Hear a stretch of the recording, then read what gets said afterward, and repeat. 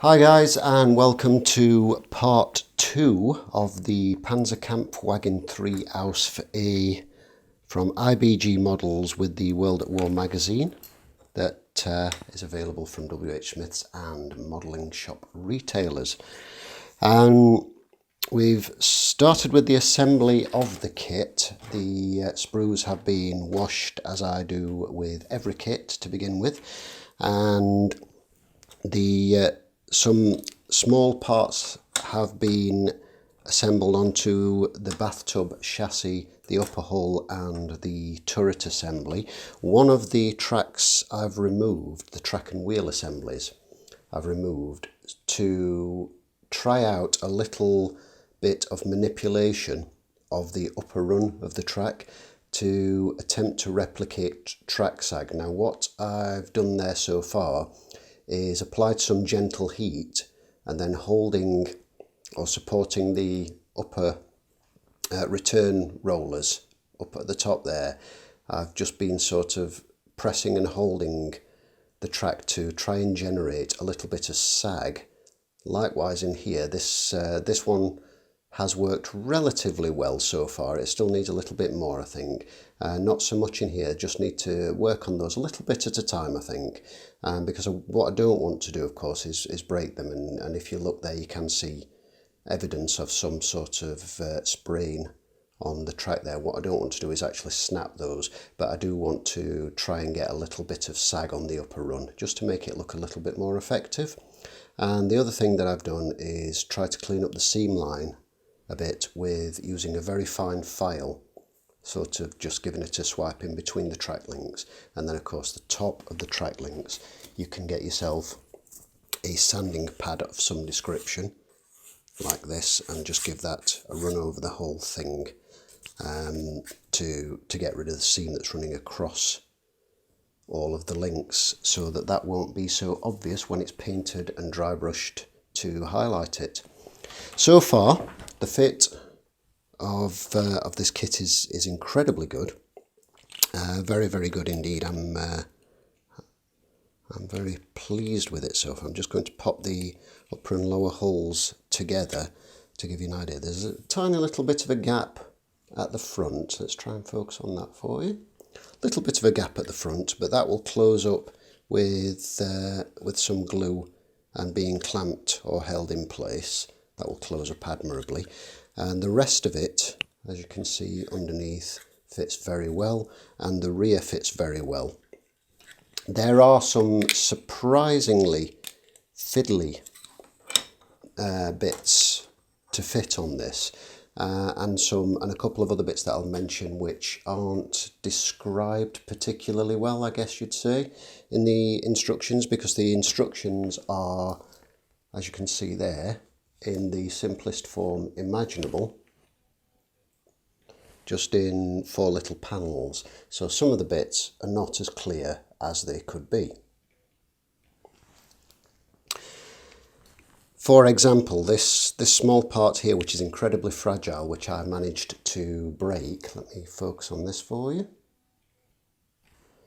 The bar that runs underneath the mantlet for the cannon is incredibly fragile. I have actually managed to break that in the middle, and it's not very obvious from the instructions where it fits. I had to look at the pictures in the magazine to realise what that was and how it fits to the front. And there aren't any, there's a couple of sort of moulded bits where it's intended to fit, but not really indentations as such.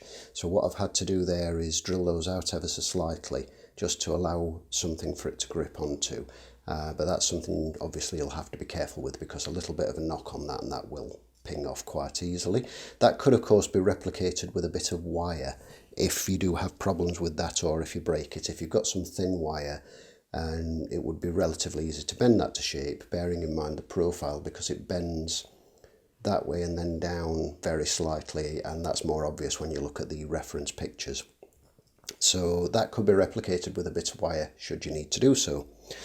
The other thing worth mentioning is these pieces here, which fit onto the sides at the rear panel, which I'm assuming are parts of the air intake system for the engine.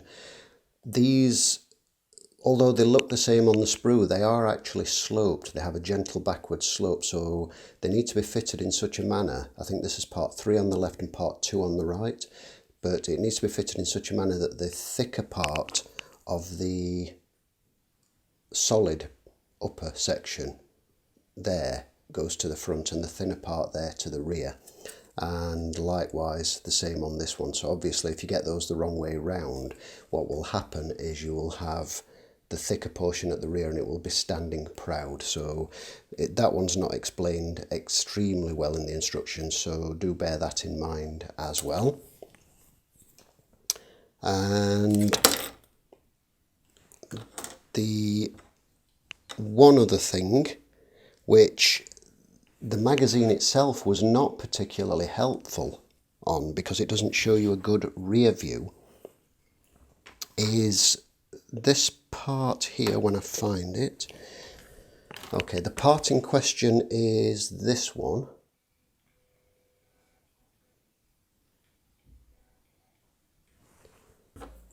This one right here. And it fits onto this little bracket which is at the rear of the upper deck, and that's this one right here that's moulded in as part of the rear of the upper deck. Now in the magazine that's supplied, there aren't any particularly good clear reference photos of the rear of this particular tank, and the instructions don't make it particularly clear the orientation that this thing, I'm not entirely sure what this is, it looks like it's got little caps underneath it, which you would assume would go on the top, but they actually could fit underneath with these two little bits here that look like sort of small towing hooks if you look at the full-size reference pictures online. I don't know whether it's some kind of small stowage thing, I'm not entirely sure at all. Somebody who's more au fait with the whole Panzerkampfwagen series of tanks, if you'd like to inform me, please feel free to do so in the comments below. But this fits with these what look like filler caps underneath, so the orientation is that way up as you see it there on the screen. And as I say, I did have to look at reference photos on the web, specifically looking for rear photos of the Panzerkampfwagen III Ausf A rear. The rest of it's very straightforward, so I'm just going to go ahead, follow the instructions, complete the assembly of the tank. I'm going to leave the tracks off until I've done the initial painting and weathering, because I want to be able to put an oil wash on the suspension springs and the inner portions, which will be far easier to do with the tracks not fitted, because as you can see it obscures that quite well and it would be very, very difficult to do. Also, it means I can paint these whilst off the model, and it will be easier to do the rubber tyres for the road wheels, to paint those by brush while it's off the tank before fitting, and then when ready it's just a case of applying glue to 2 stubs, so it should fit relatively easily, hopefully anyway. Okay, so here's the completed model.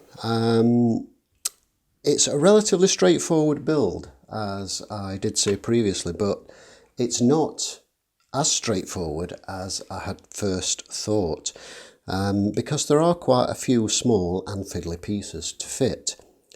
And the front glasses plate and machine gun is a little tricky. Then you've got the 2 headlights and this one here, which looks like a horn or siren, maybe another light, I'm not entirely sure, but up at the front here.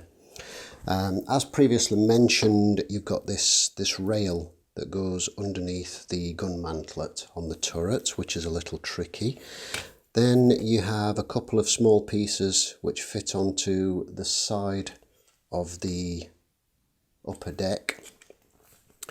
This section that fits above the exhaust pipe as mentioned, and a few little bits and pieces which go around the tank, which are just very, very fiddly they're so tiny that when you cut them off the sprue, they're nigh on impossible to trim off the excess, so you have to try and cut them as close to the sprue gate as possible to minimise cleanup.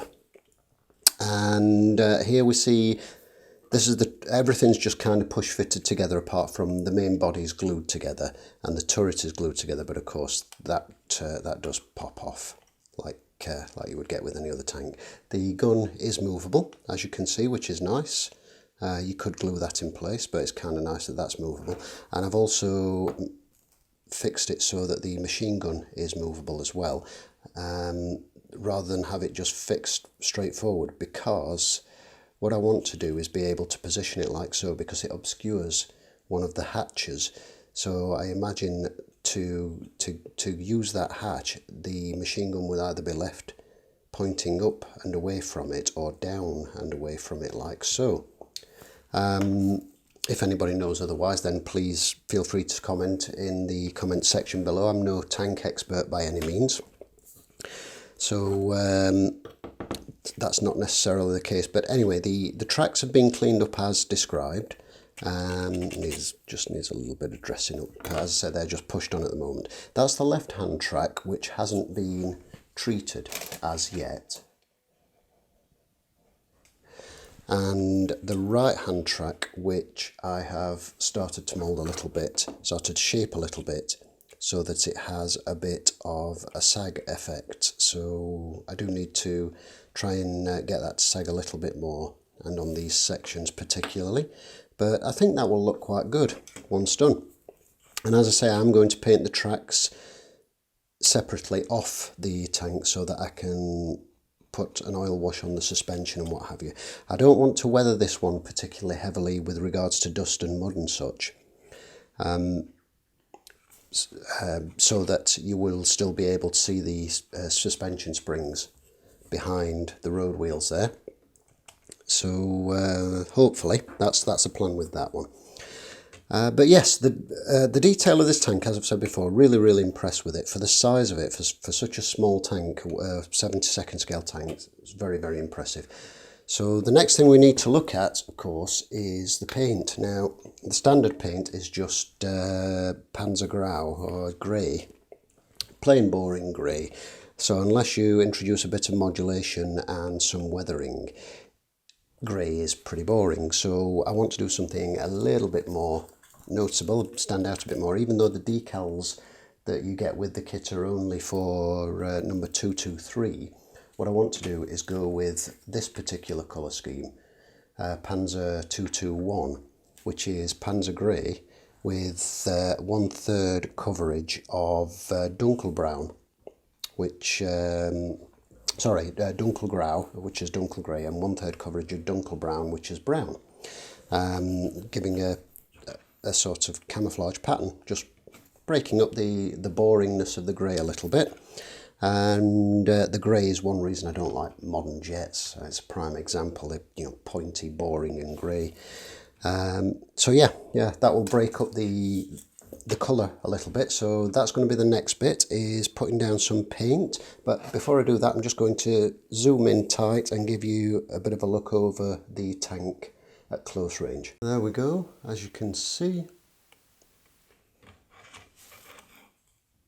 up close, and that will give you a bit more idea of the level of detail on this little tank, which, as said before, I think is very impressive indeed. Just going to pop the tracks off the side there, so they're just push fitted at the moment, so that you can see again the detail of the suspension, which is quite remarkable for a 1/72nd scale tiny little tank like this. And the tracks there, you can see the difference with where I've attempted to sag the right hand track so far, and I will work on both of those before I go ahead and paint the tracks to try and replicate the sag on there. So that's where we're at the moment with it. So the base there, which I'll be able to mount and paint and then the turret likewise I'll mount on something so I can paint that. It's a very tight fit to the top plate of the tank itself, so that will take a little bit of paint off as the turret fits on and rotates, but that's fairly common with tanks that I've built previously. But that's where we're at just now. Next step is paint, so join us for the next video, and thank you for watching.